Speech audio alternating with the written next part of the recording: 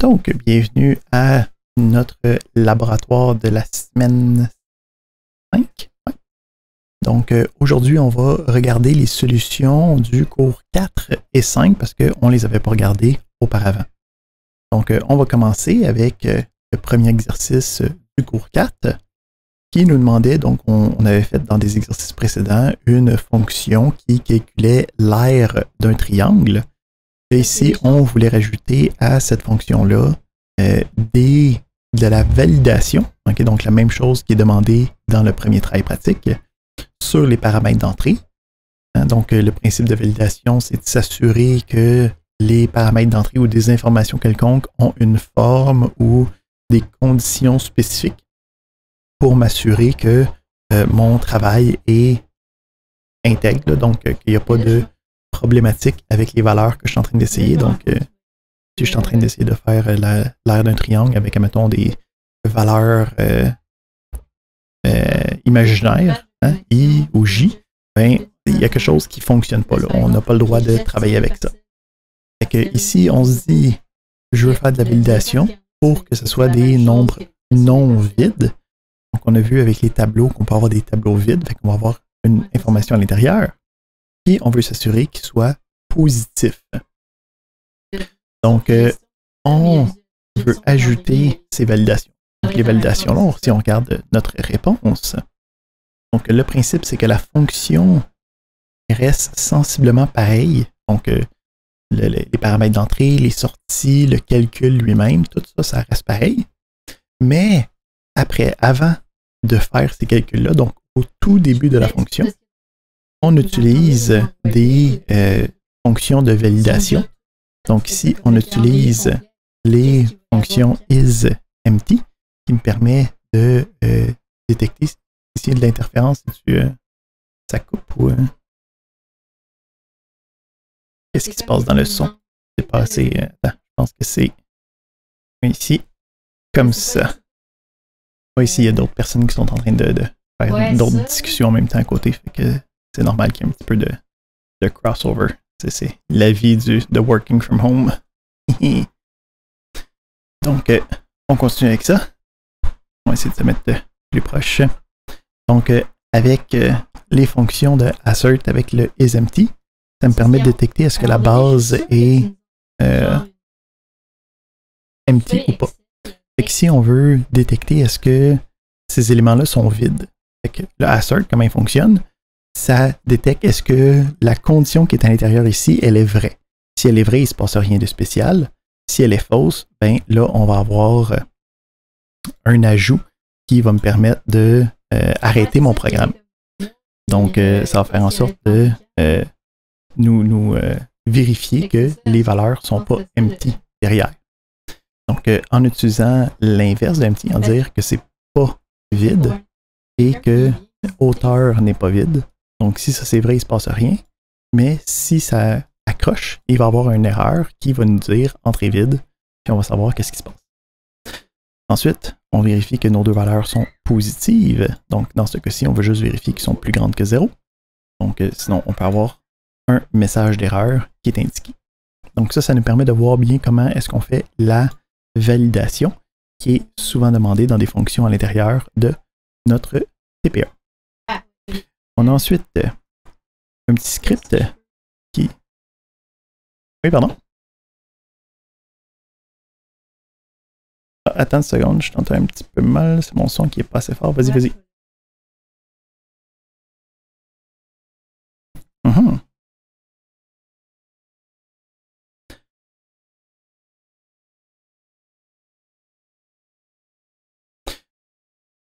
Parce que ici, le but du assert, c'est que si c'est vrai, on ne fait rien de spécial. Donc, il faut toujours donner la condition qui est comme la bonne, la condition qu'on veut avoir. Donc ici, je veux dire que la base est plus grande que 0 et que la hauteur est plus grande que 0.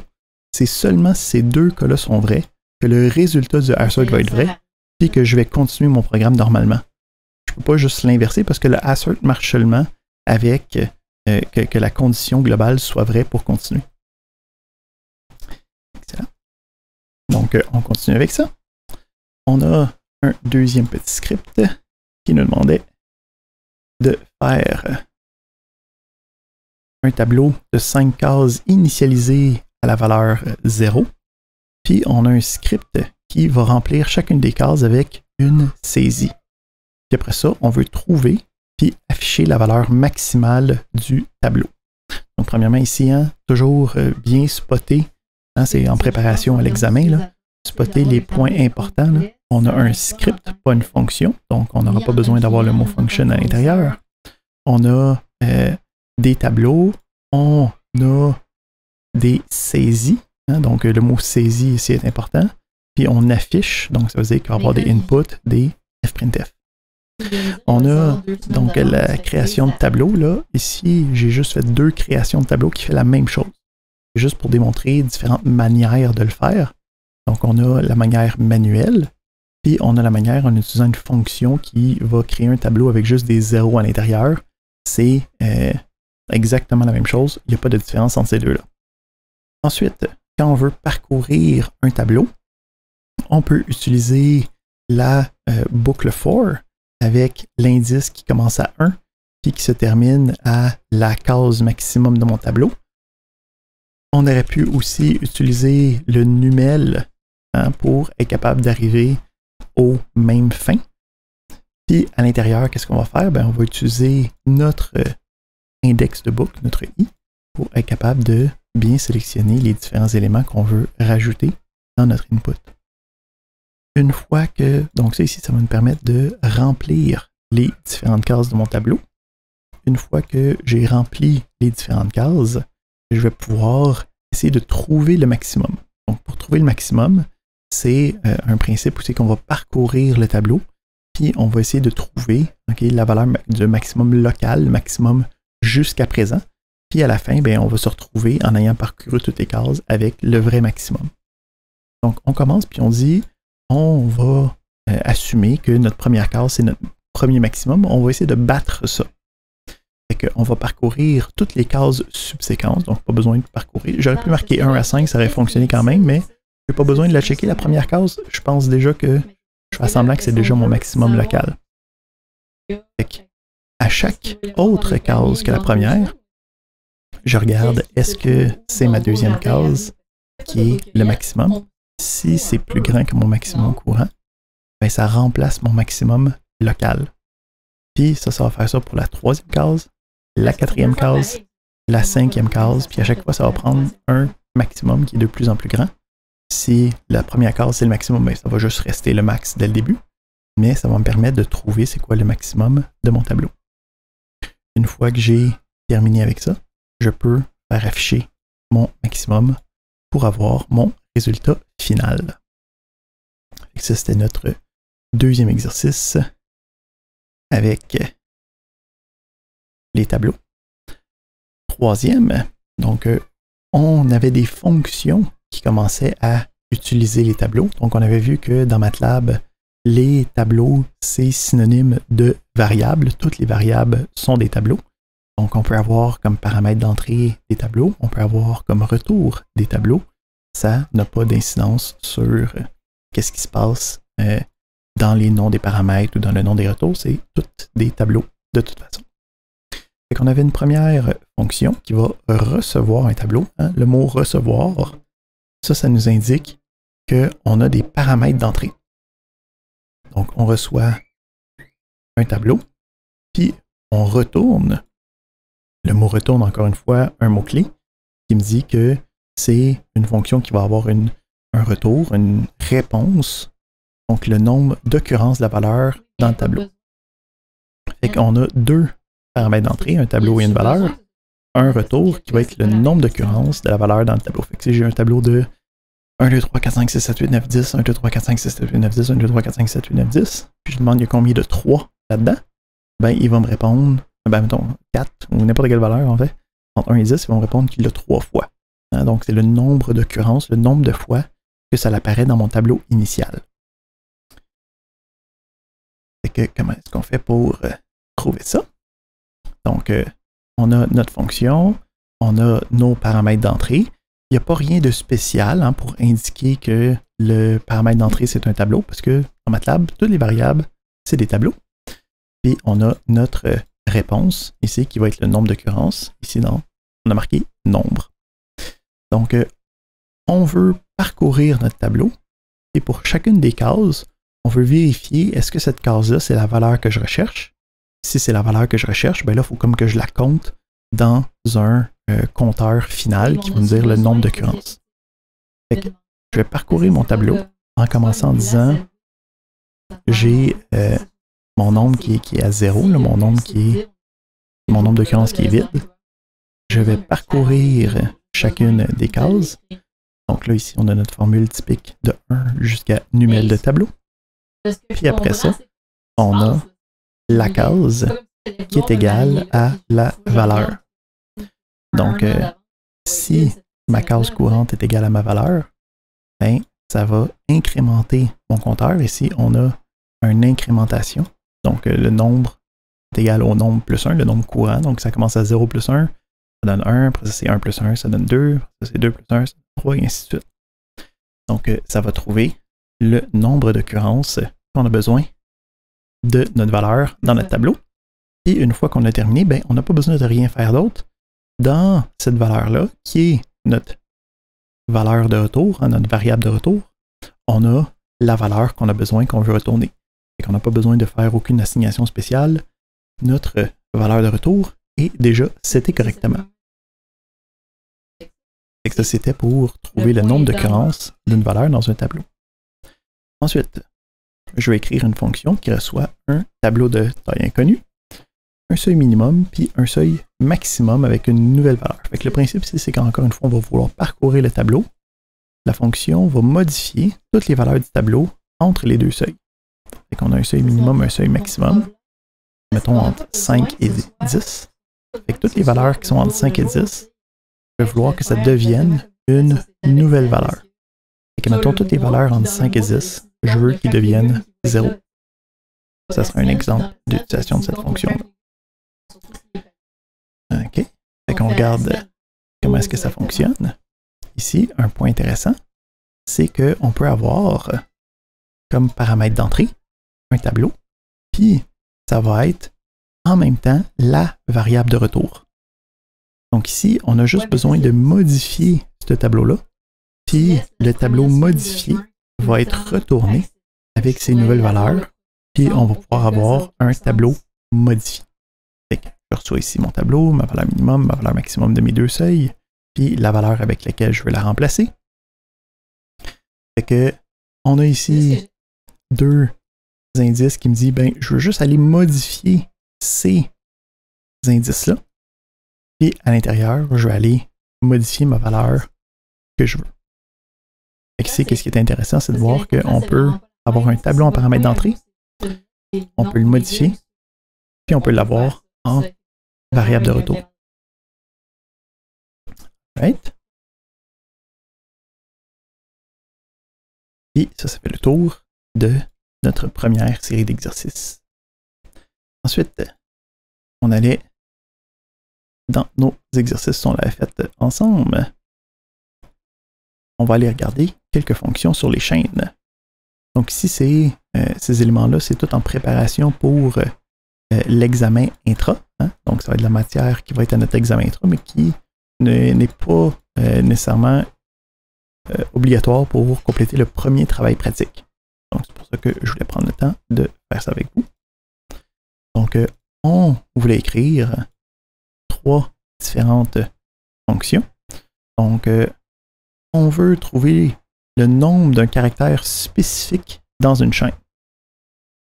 Ici, on avait mentionné que quand on travaille avec les chaînes de caractères, c'est en fait des tableaux. On a la chaîne, on a les caractères recherchés, puis on a le nombre de caractères, encore une fois, même principe. Puis, si on regarde, l'intérieur de cette fonction-là est très, très, très semblable à notre fonction de nombre d'occurrences. Hein, parce qu'on avait un tableau, on voulait chercher une valeur spécifique. Bien là, on a une chaîne de caractères, on veut trouver un caractère spécifique. Mais la mécanique derrière reste la même. Hein, parce que des chaînes de caractères, c'est des tableaux. Donc, je peux utiliser la même technique. C'est que je parcours ma chaîne, puis à l'intérieur, je vais regarder est-ce que la l'élément courant, hein, la valeur de mon caractère avec mon indice I qui change à chaque itération, est-ce que c'est égal à mon caractère recherché? Puis à chaque fois que je le trouve, ben, j'incrémente mon petit élément, puis après ça, c'est ça qui est retourné par la suite. Fait que on peut bien voir ici que les tableaux puis les chaînes de caractères, c'est synonyme, c'est juste que les chaînes de caractères, c'est un autre type spécifique qui a quelques ajouts, puis surtout des fonctions additionnelles qu'on peut trouver avec. Fait que il y a une fonction qui nous permet de supprimer. On veut faire une fonction qui supprime les espaces d'une chaîne.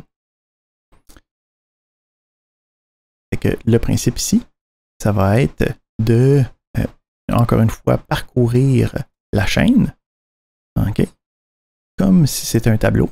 Et nous, on veut retourner en fait une chaîne qui est modifiée. Donc, le principe ici, c'est qu'il va y avoir quelque chose de spécial, par exemple. Si on regarde le principe fondamental d'une boucle, okay, on voit ici que comme à l'inverse, on y reviendra dans un instant, mais le principe, c'est qu'à chaque fois qu'on trouve un espace, donc comment je fais pour détecter un espace, je regarde le caractère courant, puis je regarde est-ce que c'est égal, puis on peut utiliser les guillemets hein, pour représenter du texte. Ben, ici, on dit c'est un espace. Donc ici, il faut faire attention, hein, il y a un caractère ici qui est l'espace. Hein. Donc, c'est pas juste deux guillemets directs, c'est un guillemet, espace, guillemet. Puis qu'est-ce qu'on fait quand on détecte un espace? Ben, on détruit la case.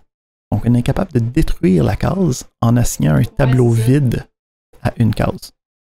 Et ça va faire en sorte que le tableau va être modifié, puis il va juste devenir de la bonne taille automatiquement. Les numéros vont rester de 1, les indices vont rester de 1 de manière séquentielle, 1, 2, 3, 4, 5, 6, 7, 8, 9. Puis tout ce qui était comme à droite se déplace. Puis le principe, c'est si je pars du début, si je pars de la case 1, que mettons je délite la case 1, mais après ça, toutes les autres cases, la case 2 devient la case 1, la case 3 devient la case 2, la case 4 devient la case 3, et ainsi de suite. Puis ça décale tous les numéros de cases. Et que là, après ça, quand je vais continuer, et si on le fait, mettons, en texte, mettons que j'ai A, B, C, D, E, puis on sait que ça c'est la case 1, 2, 3, 4, 5. Si je délite la case A, hein, donc je commence, si mettons, pour des raisons quelconques, mon I est égal à 1, et que je délite ma case A, qu'est-ce qui va se passer avec le restant des chiffres? Ben, ça va se passer comme ça. Et que là, après ça, je vais à ma case 2, hein, parce que j'ai traité ma case 1, ma boucle continue, je vais à ma case 2. Qu'est-ce qui va se passer? Il va regarder la case 2 ici, il va regarder le C. Et on peut voir ici qu'il n'y a pas regardé le B, là, il a comme sauté par-dessus à cause que quand je délite la case, tout se tasse, puis ça crée un trou dans mon tableau. Une autre problématique de le faire comme dans l'ordre chronologique grandissant, c'est que quand on va être rendu à la fin, lui, à un moment donné, il va essayer d'aller de 1 à 5, hein, parce que c'est le numel. Et quand il va essayer d'aller à 5, il va dire « Moi, j'ai pas de valeur à 5, ça va me donner une erreur. » Donc, il faut faire attention quand on commence à modifier un tableau ou une chaîne de caractères, particulièrement si on décide de détruire des éléments. Habituellement, on est mieux de partir de la fin. Fait qu'on va enlever tous les espaces. Ça, c'est pas pire. Puis, on en a un dernier qui s'appelle la technique informatique, on appelle ça un trim. Donc, ça va enlever les espaces au début d'une chaîne. Donc, tous les espaces qui sont au début de la chaîne avant n'importe quel autre caractère doivent être enlevés, mais tous les espaces qui sont à l'intérieur doivent rester. Donc, ça, c'est, admettons, quand je suis en train de rentrer mon nom d'utilisateur, ben, si je rentre Hugo.leblanc, commercial, ETS, mettons sur Moodle ou quoi que ce soit, ben, si je fais pas attention, puis j'écris ça, ben, là, ici, c'est évident, je suis dans un éditeur de texte, mais dans un formulaire web, des fois, c'est pas évident que j'ai des espaces à l'avant de mes éléments. Donc, dans ce cas-là, la majorité des sites web vont automatiquement enlever les espaces au début de la chaîne. Donc, on appelle ça un trim. On veut l'implémenter dans MATLAB. À quoi ça ressemble? Donc, le principe ici, c'est que on ne peut pas directement utiliser la book for parce que ce n'est pas nécessairement sur toutes les cases qu'on veut travailler.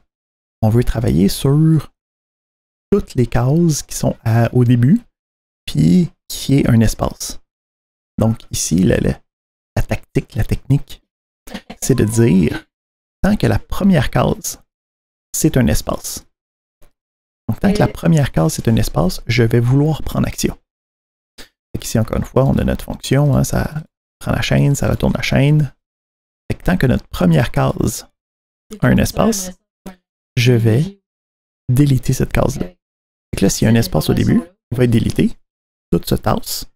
Puis, s'il y a encore un espace, ben, je reste dans la boucle, il va être délité de nouveau. Je tasse tout, je délite, je tasse tout, je délite, je tasse tout, jusqu'à temps que j'aille une lettre ou plus rien pantoute. Donc, ça me permet de enlever tous les espaces à gauche d'une chaîne. Fait que ça fait le tour des différentes fonctions de nos deux cours précédents. La dernière chose sur laquelle on va jaser, c'est la remise du premier travail pratique. Donc, maintenant que vous avez tous fait vos choix de groupe sur le site, vous avez accès à l'activité de remise du TP1. Donc, l'activité de remise du TP1, en gros, ça va être une remise par équipe. Puis, ce que vous allez vouloir faire, c'est prendre un archive. Hein? Donc, vous allez prendre votre dossier de votre TP1, vous faites un archive avec, puis vous la remettez dans cette activité-là. Donc, nous, notre remise a été setée pour le 8 juin avant 11h55, donc la veille de notre examen intra. Puis, en gros, c'est pas mal ça qui va se passer pour la remise. Il y a deux éléments additionnels à savoir par rapport à notre premier travail pratique 1.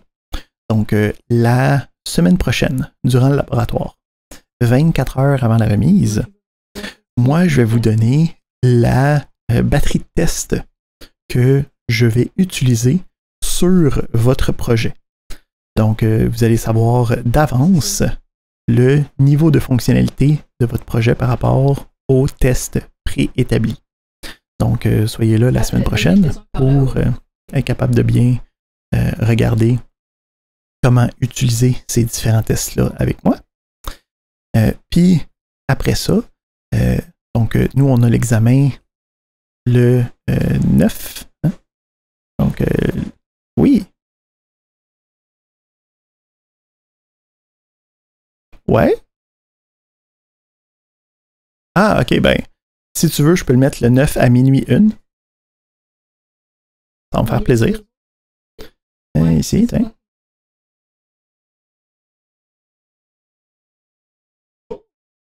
C'est à minuit 5. Hein? Ah non, je peux mettre minuit 1. Ils sont bien faits.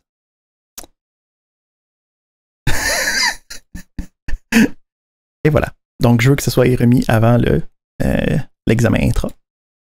On s'en rejase en passant de l'examen intra ce mercredi. Mais ça fait qu'on va avoir notre examen le 9, puis la période suivante. Donc, nous autres, la période de laboratoire suivante, le 14, on va avoir une période pour que je prenne des rendez-vous avec chacune des équipes, puis qu'on puisse, en gros, moi, je vais faire la correction du travail, puis je vais vous présenter la correction durant cette période de laboratoire-là, qui est comme genre entre deux cours, là. Fait que ça nous permet de voir la correction immédiate du travail pratique. Fait que la semaine prochaine aussi, il va y avoir une activité qui va nous permettre de prendre rendez-vous en équipe. Comme ça, vous n'avez pas besoin de vous pointer puis attendre durant la période. Là. Ça va être des rendez-vous avec des heures très précises durant la période de laboratoire de lundi dans 2 semaines. Fait que c'est pas mal ça sur quoi on s'en va dans les prochaines semaines. est-ce qu'il y a des questions par rapport à tout ça avant que je vous laisse commencer à travailler? Donc, les périodes de laboratoire sont à votre discrétion. Donc, vous pouvez soit travailler sur vos travaux pratiques ou sur les différents exercices, dépendamment de sur quoi vous avez besoin de mettre le plus de temps. Oui.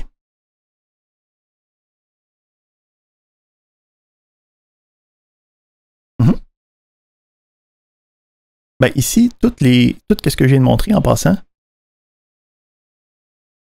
supprime tous les espaces.